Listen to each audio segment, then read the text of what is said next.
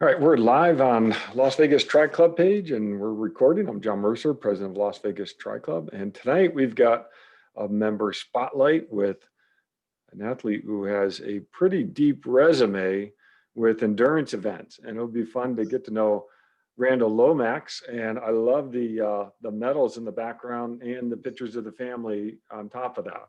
So, hey, Randall, how's it going? It's going great, John. Thanks for having me. Oh, it's great to have you. And we've gotten to know each other over this past year, and it's been a lot of fun. And you and your wife do a lot of racing, and we've crossed paths at a lot of races. And that's always fun to run into people and see people who, we know along the way. And so this is going to be fun to get to know you. So you're originally from Salt Lake. Yeah, yep. I'm born and raised in Salt Lake. So not too far from here, but definitely a different climate. Yeah, yeah, that's right. And then you were telling me ahead of time that you traveled across the country doing your education, your training. Well, yeah, so we went from Utah. I did my undergrad at BYU, and then we spent time in Iowa and then Ohio and then St. Louis, Missouri before moving back closer to home, being here in Las Vegas. So And when did you move into Las Vegas then? we've been here since about 2009, or we have been here since 2009. Okay, So that's awesome. Well, all right. So now, when did you do your first triathlon? And was it here in Las Vegas, or did you do one before you got to Vegas? yeah, so first triathlon was I think Pumpkinman 2009 or 2010. I don't remember which year it was, but I had a friend before we left St. Louis that said, "Hey, we should do a triathlon." We had run together. He was a much better athlete than I was, and but he kind of sparked that. And I had another friend that had gotten into triathlon. He was living in Colorado and doing stuff. Yeah. And so, I didn't know a lot, but, I decided I was going to do it when I got out here, and Oh, Pumpkinman was the first one. that's awesome. So did you know the Pumpkinman course before you did it, or was it all? I would say I was pretty clueless. I was pretty naive to what I was getting into. My background isn't triathlon. I mean, maybe I was a runner, but Yeah. very much a self-taught swimmer. And when we moved out here, we just, we were actually in an apartment complex for a bit and Yeah. finding before we found place. And I'd swim in the apartment pool, which wasn't Oh marked. my goodness, that's how you prepared for it. And so yeah, I prepped in just in apartment pools. Oh, And then I borrowed my father-in-law's. He had an old steel GT bike that I rode, and we still joke because I didn't have any idea about tire pressures, and took a hand pump and kind of pumped it up and squished the tire a little bit. Felt like it was good, yeah. and rode. So The good old days. Wow, that is so cool. So we've come a long way. yeah, no doubt. I mean, this is amazing. So you signed up well, which distance did you sign up for? Did you do the Olympic right out then? I did the sprint. Oh, you did. Okay, yeah, because I know Took me you probably as like long as most of those people doing the Olympic, but I did the sprint. that's awesome. Well, that I love the Pumpkinman sprint. I always say it's one of the hardest sprint races out there. It's really pretty phenomenal. Yeah. But I love to hear this, that one, you borrowed a bike, an old steel bike, and yeah, old school, just pump up the tires, just put air in them. Yeah, I was pretty clueless. I mean, I remember back to that event, and I remember seeing how long the swim was and just, being pretty nervous, scared. Swam a little bit, and, I didn't really realize, hey, get to the sides or stay. I stayed a little bit to the back, but swam, and I remember I got kicked, and that stopped me. I rolled onto my back and Yeah. swam for a bit, and I got through, though. I wasn't fast by any means. Well, that's so, I mean, to prep in a, apartment complex pool, I mean, that couldn't have been a very big pool. No, I mean, you're not. And at the time, I probably had a hard time swimming a full length, head in the water. So I've come a long way. No, you have, but you know, that right there already shows the type of mental strength that you have, you know, to be able to prep for a swim in that type of pool. All right, I so just think, I don't think I had much of an idea. I mean, you could have said 500 meters or whatever, and that just didn't mean much to me. Never being a swimmer, right. and so, but it was fun. I mean, honestly, I enjoyed the event and had a great time, and I've been pretty much addicted since. So had you biked the course prior to the race, or was it all new on race day? It was all new race day. Oh my goodness, that's awesome. New race day. So I don't remember. I mean, I had a friend from church that invited me to get out and ride bikes. yeah. And I'm pretty sure this was after I'd done that event, but he's heard that I rode, but he invited me to ride, and they were riding at 5 a.m. in the morning. Yeah. I was like, no, that's too early for me. Now that's late. Yeah.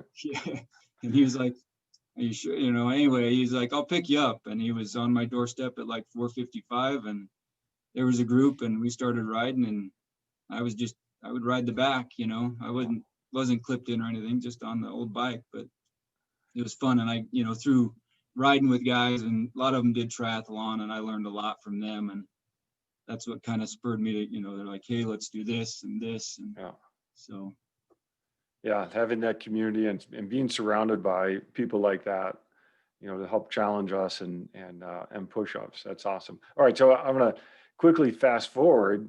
I mean, right now, you're biking. I was saying before, your biking is really strong right now. You're doing great. You did some of those time trials with us, and you're killing it. That's a 10-year gap from a very, starting, on a steel bike, not doing any course recon, just doing the race. I mean, that takes strength, and it's really showing up now. But I mean, I've spent a lot more time. I've put a lot more time into the bike, and I think one of the only big differences, really, besides just time on the bike, is I've spent a lot more time on a trainer. Yeah. A lot more indoor riding, and a 2-hour ride on the trainer is probably harder than 3 hours outdoors. Yes. And so there's been a lot of that. I mean, I've had coaches the past few years that really helped strengthen my bike. Yeah. From that standpoint, and just through training plans, I think help out a lot. Nicer bike. I mean, I'm not going to say that you still got to turn the pedals on the bike, but that type of bike helps as well. But I enjoy. I mean, I love when Ted sets up the Strava segments, especially this year where we haven't had anything. That gives you an event, a little challenge, something to look forward to. And so, I love it. It gives you a chance to go out and just push hard. No, and you're definitely doing that. So that's awesome. And, I mentioned the medals behind you. It's really cool to see you go from, starting off in Pumpkinman, which is a notoriously hard race. So you finished. How soon was it before you signed up for the next one? I think I did Rage the next year. Yeah. And then Pumpkinman again. I think we did some Sand Hollow races. I mean, just the local races I would do. And we did sprints for, I don't know, the first year plus probably. Mm-hmm. And then moved up to Olympic distance. And, probably Pumpkinman Olympic is still, that's one of my favorites. Yeah. I mean, I haven't missed it, I think, since probably the second year that I've been out here. But yeah, just kind of the progression there. So tell me about that. I mean, where did the interest, because now you've got like I said, a really strong resume of 70.3s and Ironman races. I mean, where was the draw to go longer even after doing the Olympic? I mean, I think, I ended up riding and training with, we started with a group of a lot of riders that slowly dwindled down to where there was, less and less. But I mean, we did the Olympics for a while, and it was when St. George changed from a full to half distance. Somebody was like, hey, St. George is going to be a 70.3 event. We should go do that. And I mean, obviously that was pretty scary to me at the time. But there was 4 or 5 of us that were like, yeah, let's do it. It ended up, 3 of us did it. The one who dared us to do it obviously didn't do it, That's always the way it is, isn't it? That's great. But, that was, we finished St. George as the first 70.3. And I mean, that's a tough course. And that was, as fun as hard. Yeah. It was fun. And I think, we kept kind of the same group riding, and it felt like, hey, we've trained to this point. We've done a 70.3, and then we did it, a couple more.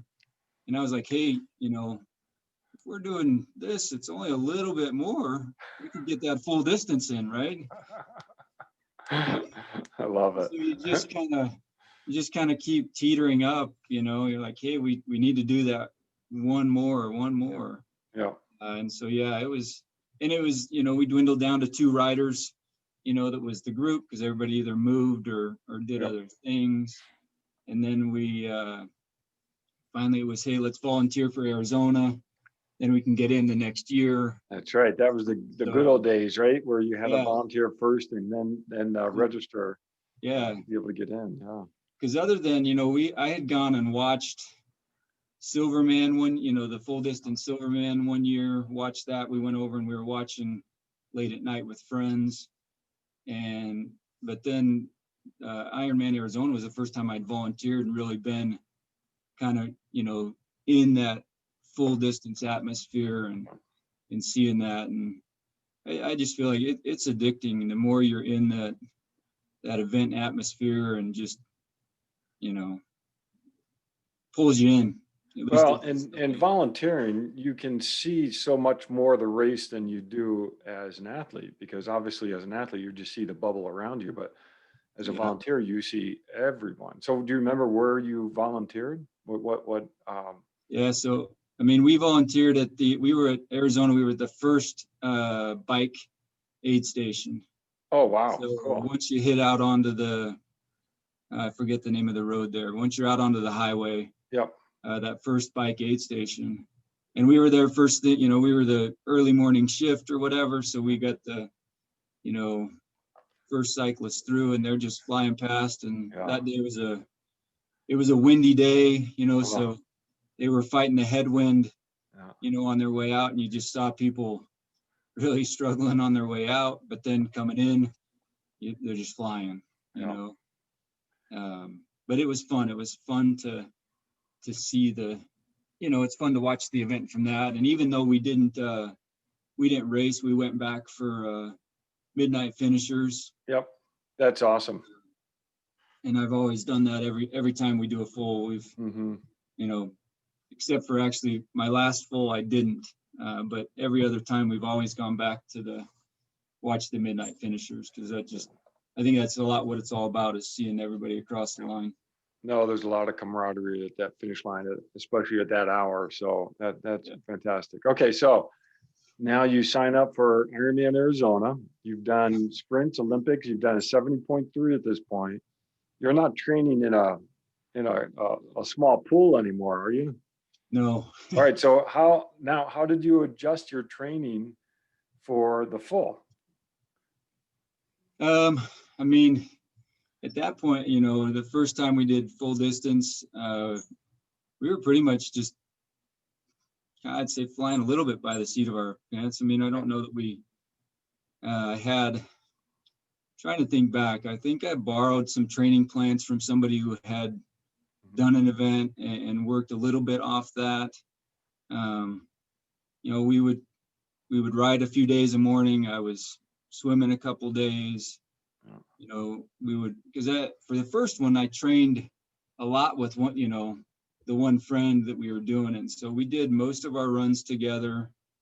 A lot of our bikes were together. But I would, we would swim separately just because we had different gym memberships. And then I remember swimming after work, or I'd go, while my son was at baseball practice, I'd be going for a run. Oh. You know, and so it just, I don't know, I'd have to look back. I mean, it was nothing. I mean, I wouldn't say that we really calendared it great or draw it out like I do now. Where, Just do a lot. Here's I just felt like at that point it was just, hey, we need volume. yeah. It was what it was all about. Now I have a much different understanding about that. Mm-hmm. You know. Oh, that's great. But you know, that just, you're loving the sport at that point. So how many times when you're training, did you even think back to, you know, just doing your first sprint and say, my goodness, I can't believe how far I'm riding now? Because that's a pretty short period that you went from Pumpkinman to doing Ironman Arizona.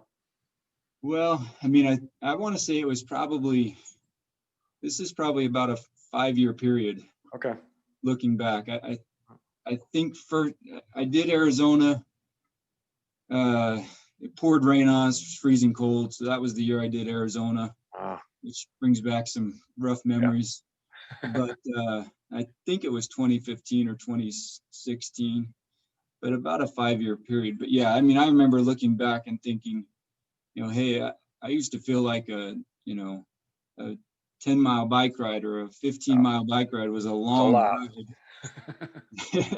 You know, and then you're out doing, you know, you ride 50 miles on a weekend, and you just felt like, hey, that was a normal ride. That is, it's such a big accomplishment. And now, I mean, you don't even think twice about a 10-mile ride. I mean, it's like, you know, that's just, you almost don't even count that now, right? So that's not even worth getting on the bike, right? You might as well run 10 miles.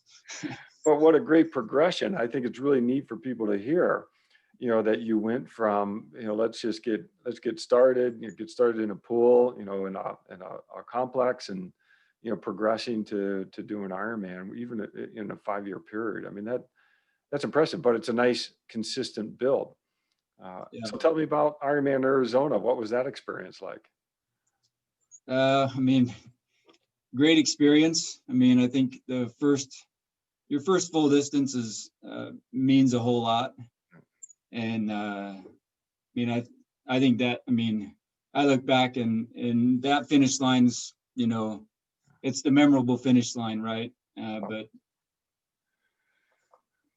that day alone, I mean, we had a great swim. I felt like I had a great swim, but I mean, the memories kind of come. I mean, you're out on the bike and you're seeing the clouds roll in, and, you know, a little bit of sprinkle around mile 50 or whatever. And then, you know, that last lap, I remember it just was pouring. Oh, rain. Really? Oh, so that was the rainy. Okay. And it got so cold. And I mean, I didn't have anything extra in my, you know, special needs bag. Yeah. I got into T2 just, I mean, I was shivering. I couldn't even get I couldn't get my shoes off, socks off. And there was a group of us in that tent, and we were just huddled. You know, I had space blanket on at that point, and we were just huddled by the heaters that they were blowing the hot air into the vent. And there was volunteers volunteer helped me with everything pretty much. They were amazing. And volunteer went to my morning bag and got my morning bag and brought it to me because I had some warmer clothes that I came. Oh, that's brilliant. That's brilliant. And so I was able to put on, you know, some long sleeves and whatnot. But I was about 25 minutes in, you know, T2, just saying, am I really going to go run a marathon right now? I mean, well, that was the thought. So that is so great to hear, because far too many people try to rush through transitions, especially in iron distance races. And so it's really great to hear that, you know, you took your time, you pulled everything together, and you already know it's going to be a tough day, but I already know, you know, you've got the mental fortitude to get through this. And that's really smart to talk with your volunteer and have that volunteer go get gear. I mean, that's great. All right. So, I mean, I wasn't the only one. That's really smart. Yeah, I wasn't the only one they did that for, but I mean, that was certainly big. And it was a tough run for, I mean, I mean, that was a long marathon. Yeah. I mean, I got so cold that I think my stomach kind of shut down about halfway through the bike because I was so cold. Oh, wow. Just looking back, I mean, I took in very little nutrition the back half of the bike, and it caught up to me. And mile 17 or 18, it was time to empty whatever liquid I'd put into the stomach Yeah. on the run, and that felt good. Oh, But so it was a tough day.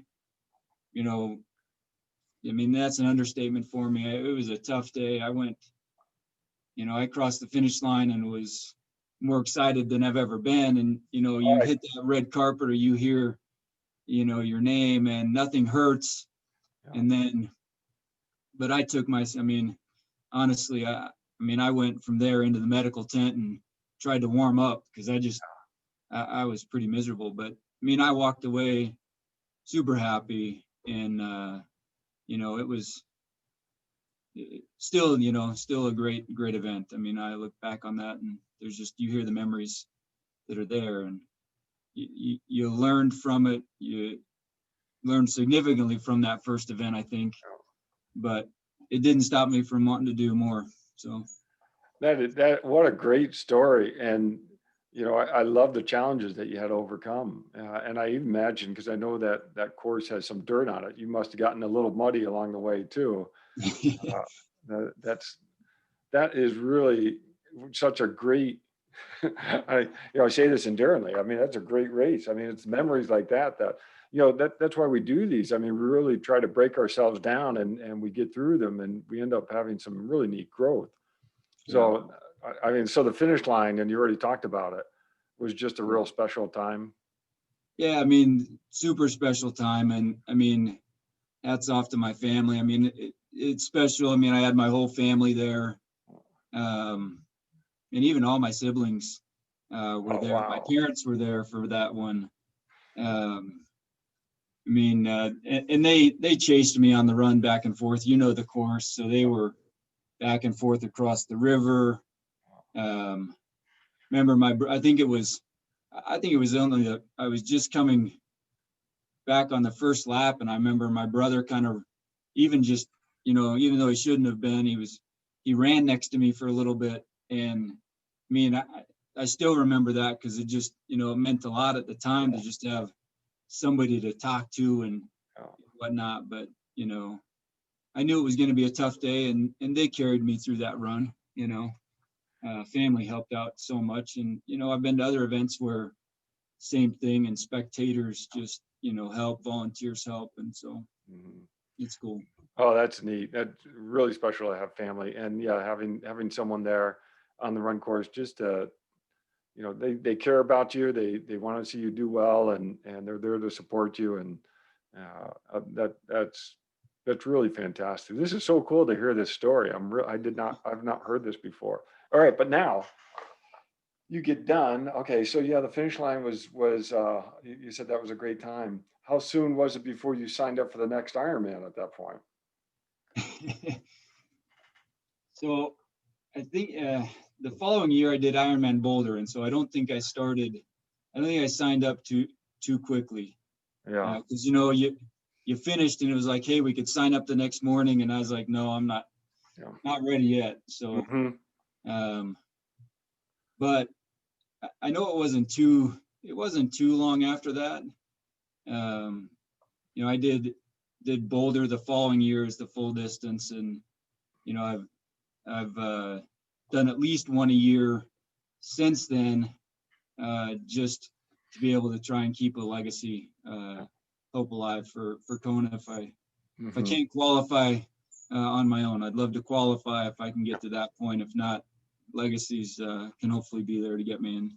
Well, your times just keep improving. Every race you're getting faster, and you're throwing in those 70.3s. You're doing 2 or 3 70.3s a year too, right?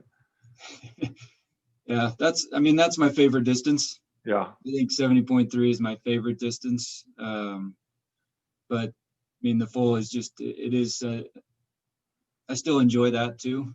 Yeah. it just the time to prep for the fulls is hard. It's hard to get that time. Mm-hmm. So what other fulls have you done? You've done Boulder, you've done Arizona. Boulder, Arizona, Texas, Lake Placid. That's right. And you've done Arizona multiple times now. I've done Arizona. I've done Arizona 3 times. See, I love this about you. You don't know because you just love this. You just love the endurance, and you're just out there, you're doing it. And, I really admire that you don't know all your races. I mean, that's really, because you're such a humble guy, and it's really neat to see you talk about your races, but at the same time, you just love doing them. Yeah, I do. It's I think triathlon's a great outlet. Yeah. For me, it's that outlet. It's that,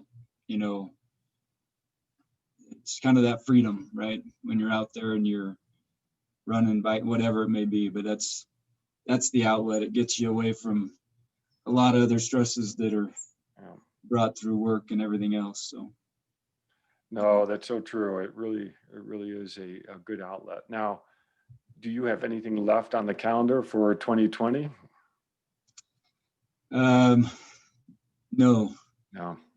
Everything pretty much was a wash this year. So other than, club events, and just the Strava segments and things, my calendar got washed away, everything into next year. So tough year. All right. So then what are you thinking 2021? Or are you waiting at this point? 2021, I mean, I just rolled or deferred most of 2020 into 2021. So, I mean, that'd be Oceanside. Yeah, St. George. Oceanside. I haven't signed up for St. George because I deferred to full distance Coeur d'Alene. Oh, good. Yeah, we'll do that together. Yeah. Yeah, and then 70.3 Hawaii. Oh, good. We'll do that one together too. Cool. Yeah, we did that a couple years ago, and that was fun.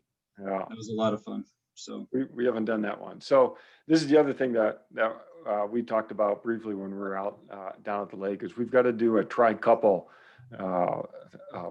talk, because your wife also does racing, and it's fun to connect with you at all these different races. So yeah, we'll see you at Coeur d'Alene and at 70.3 Hawaii. Yeah, oh, awesome. Yeah, Leanne, I mean, it's great, because Laura does events, but when Leanne started doing it, I think it becomes so much more fun, and as a couple, you have that commonality or common interest, and there's an understanding when one's out training, or preparing for an event, and yeah, it makes it fun. That's great. Well, that's awesome that you do that together, and it's fun to travel and build things around that. All right, so now I got to ask you, when you're crossing finish lines of an Ironman, a 70.3, an Olympic, or a sprint, can sort of compare those finish lines. I mean, I think full distance finish line just is a lot different, means a whole lot more from that standpoint. I mean, my goals at each event are probably a little different as to, what I'm trying to do or prepare. I mean, all finish lines are still great. I mean, it's fun to finish and cross the finish line. It's, so